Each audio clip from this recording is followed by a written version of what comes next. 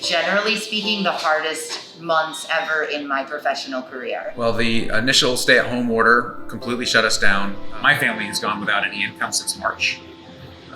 This is the only income that we receive is from our business. And our debts we've accumulated more debt, and that unsustainable trend of increased debt and zero income. So we're anxiously trying to reverse that trend. It affected business by us having to shut down on perhaps the busiest day of the spring, St. Patty's Day.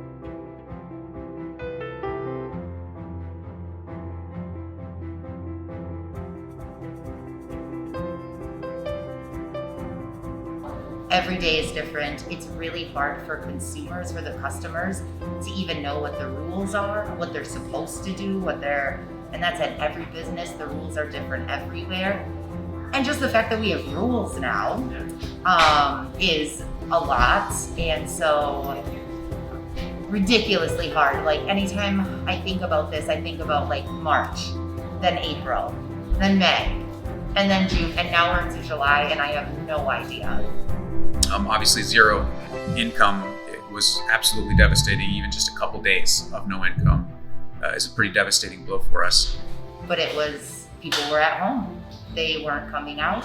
I laid off all employees because the business went to zero. Nobody was out downtown, and our business revolves around people being downtown. I really had like 14 or 15 employees. I told everyone to apply for unemployment because we were shut down for 7 weeks.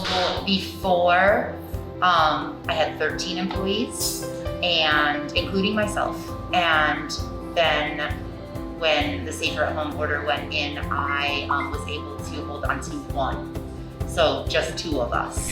But just to give a perspective, April we were down 95% from the year before. May we were down 91%. They did eventually get to a 25%, and now we're starting to see some sales happen. That was just in time for the riots to occur and change the whole environment downtown again. The civil unrest has been devastating, another devastating blow to accomplishing that.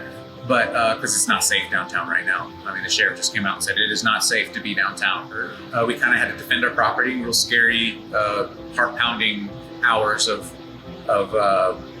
discouraging people from throwing rocks in our window. Thankfully, we didn't get beat up or anything. But we immediately boarded up. As soon as we were able to, we boarded our windows up, which completely shut our business down. And we were down for 12 straight days. My husband and my children and I came down that initial Saturday night after the first protest, and we boarded up. People are afraid to come out. So not only are we dealing with safety of like our healthcare for the pandemic, but also people not feeling safe, any people feeling safe to come downtown and go to businesses. But I had plywood on my windows for 2 weeks, which made my employees feel unsafe because we couldn't see outside what was happening. So we closed up at 8 o'clock for 2 straight weeks. Current trend, no. We are absolutely on an unsustainable path right now. That's why this new normal scares the heck out of me. I will do everything in my power to make this business survive. I don't know. No one knows. Every day is, are we going to make enough money? If the college students don't come back, we're not going to survive. And whether or not there's football, football games are the 7 busiest days of the plaza's year.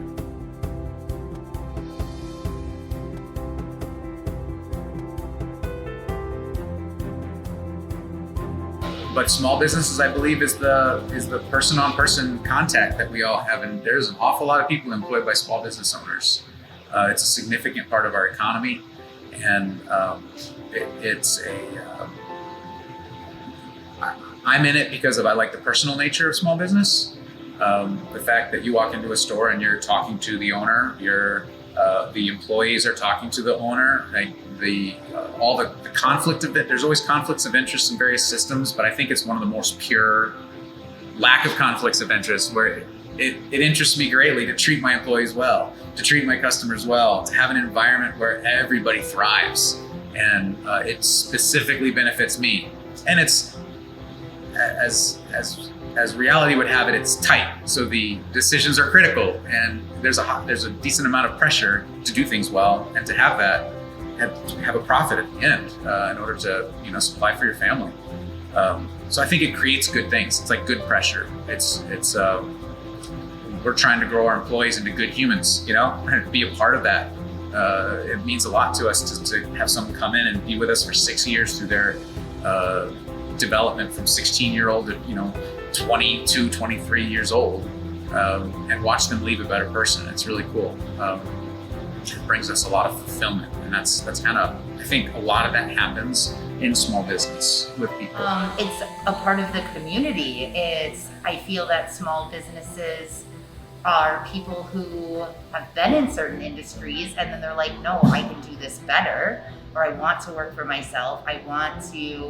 And then so many of the businesses on State Street, run their stores morally and ethically, and they pay their people an appropriate amount of money, and we have health benefits and all of these things. And I don't think that, the bigger corporations really focus on a lot of those things. And then, we get to make our own rules, which is really less rules. And so more inclusive, more community-based, and the people who are owning these businesses are the people that live next door to you. I have lent the plaza my retirement money to the lot.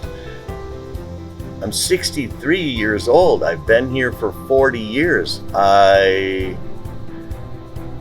Going forward, I would like to sell the plaza, but going forward, nobody wants to buy the plaza in the state we're in. So we're trying to be really smart. We're personally living very simple. We're rice and beans in it as a family, and we're still happy. Like, we're making it mentally. We're staying strong. We have a strong family, so we're personally going to be okay. We're finding out, what does it mean to thrive as an individual in this kind of environment? I think that's possible.